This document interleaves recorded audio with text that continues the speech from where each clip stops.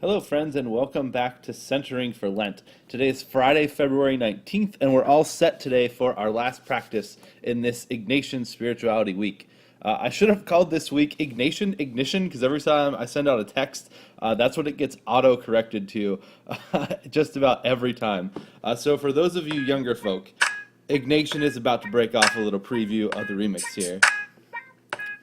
This is the remix to Ignatian, practice and contemplation, coming back to our center with God, making conversation, sitting quiet on the floor, with no knocks at the door. We're just trying to get our prey on, knowing there's something more. So there you go. You've heard it here first. The Ignatian ignition from my weird mind. Eat your heart out, Kanye.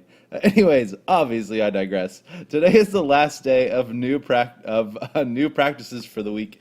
A reminder that we won't have a new practice tomorrow, but I do invite you to go ahead and pick a practice from this week and do it again tomorrow on Saturday. You've got some good ones to choose from. You've got the examine, the 4 R's, and this will make 3 imaginative scriptural meditations for you to choose from. One quick comment about Ignatian's approach to prayer before we start today that I don't want to leave out is we must answer this question whenever we do contemplative prayer.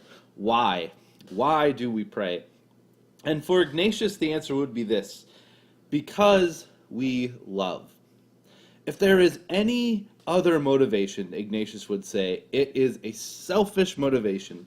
We desire simply to spend time with people that we truly love, yes? Just being in their presence is enough to give us a sense of belonging, connectedness, and peace. If we only go to a person in our lives to ask them something or make a request, then we don't really love them. We love what they can do for us. And Ignatian would say this is exactly how we ought to approach God in prayer. So for Ignatius and for us, the goal of centering prayer and meditation is simply to intentionally spend time with God because of love and a desire to be in God's presence. No other motivation whatsoever. There are all sorts of benefits, of course, that come from this type of practice, but they are not to serve as our primary intention. In prayer, we become more conscious of God's presence, and thus we become more present in love in the world and with the world, and that's a truly beautiful thing. Ignatian's answer to the why we pray. So enough carrying on from me. Let's get into our practice, shall we?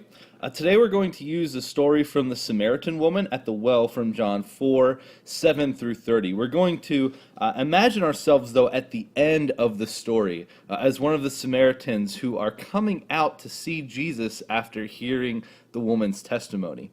So let's dive right in, shall we? Find yourself a comfortable position and settle in for our practice.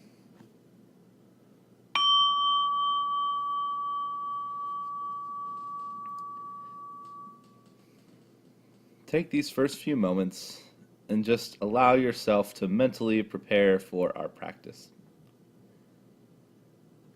Get any little itches or wiggles out as you slip into the present moment and begin to focus on your breathing as you come home into your body.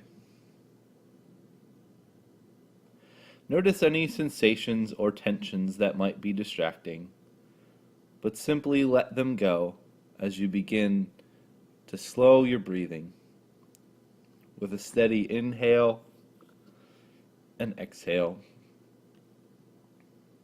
finding just the perfect little pace and rhythm for you. And allow your eyes to close softly now as we begin to move our imaginations out of the space that we are in and open ourselves up to be present in the heart of a first-century town.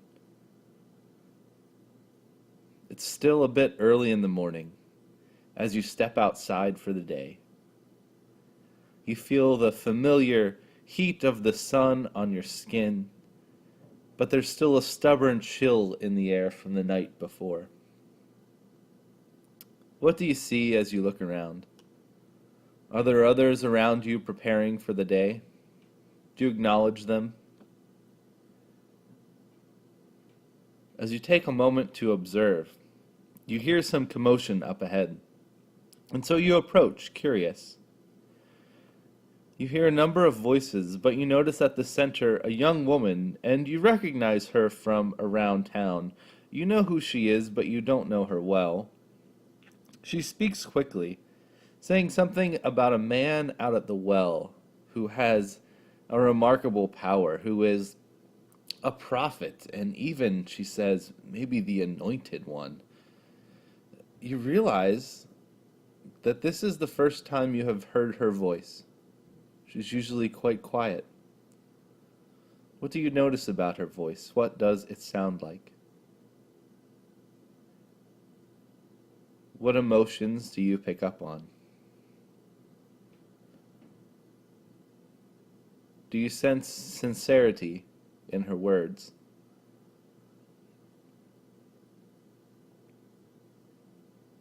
Some people dismiss her, but you are intrigued. And it's not a terribly busy day, so your curiosity gets the best of you, and you head outside of town for the well. As you approach the well, you see a group of people standing around it. What begins to go through your mind?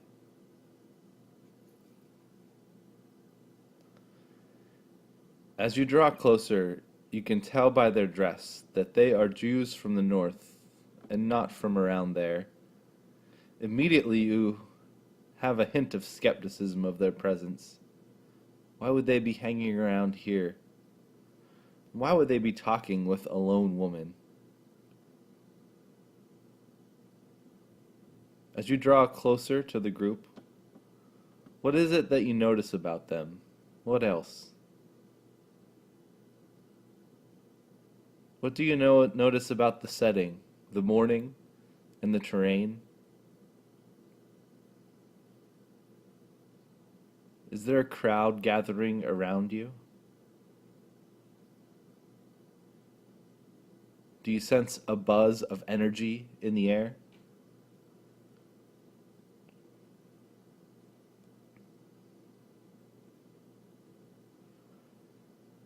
You are drawn to one man in particular, who is standing relatively silently and holding a jar of water that has been freshly drawn from the well.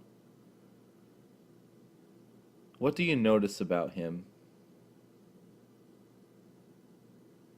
What is his posture?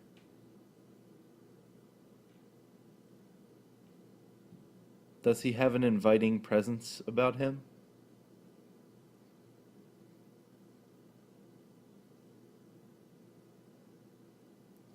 Now, as you're standing amongst this growing group, the chatter picks up.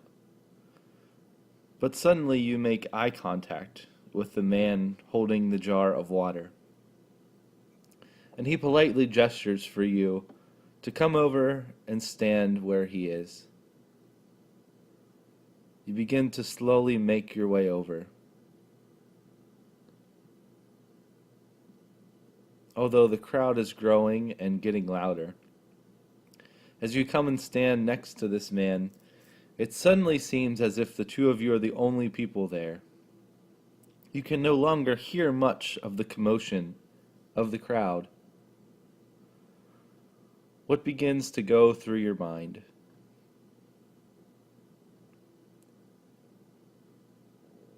Do you hone in on any details about this man's appearance or mannerisms?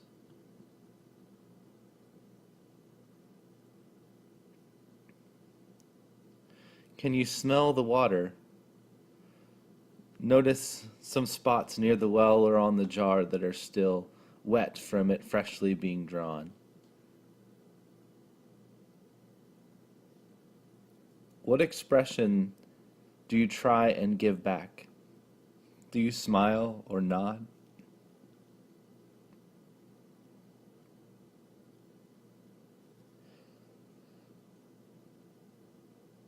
This man motions for you to cup your hands together, so you oblige, and he lifts the jar and begins to move it slowly towards your hands.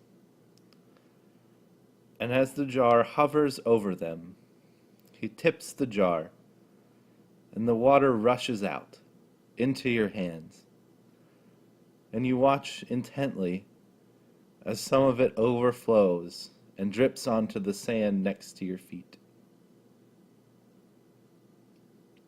How does the water feel in your hands? Can you sense it? What emotions do you feel as you draw your palms up to have a taste?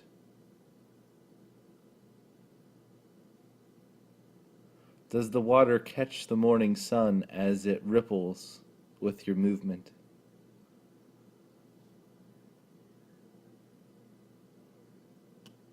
As you slurp the water down, how does it taste? Is it cool? Is it sweet? How does it feel on the back of your throat? Does it refresh your soul as well as your stomach as it goes down?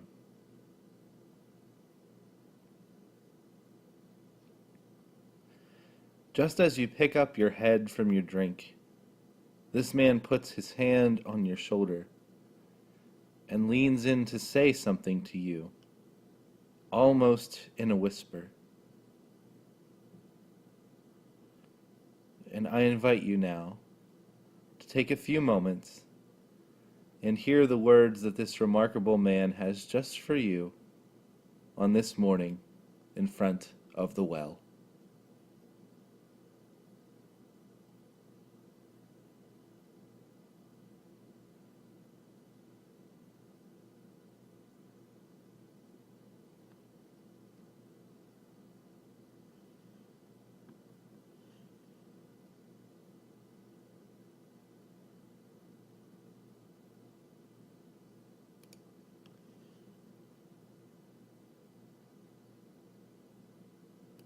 Friends, I now invite you to thank God for this moment and express a token of gratitude for this time.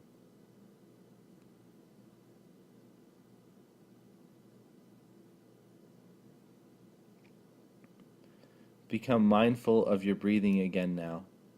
And just as you begin to open your eyes and reorient yourself to the room, don't rush out of our practice. Keep your breathing slow and steady for a few more moments as we are filled with peace and relaxation and the presence of God in our midst.